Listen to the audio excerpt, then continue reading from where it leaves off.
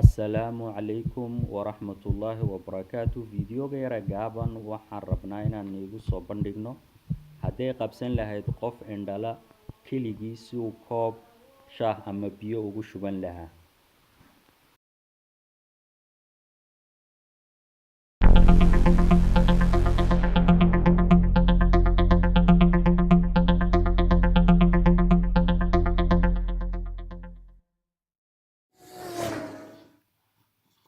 qofka indhaha la si uuna iskugu buux dhaafin markuu shaah ama biyo uu shubanayo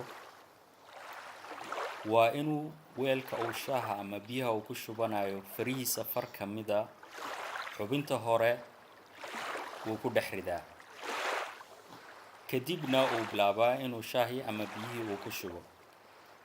Marka qoyaanka ama diirimaadka shaahu fartiisa soo gaadho ayuu garani in uu weelkii halkii uu rabay buuxiyay, saas buuna kaga badbaadi inuu buux dhaafiyo weelka.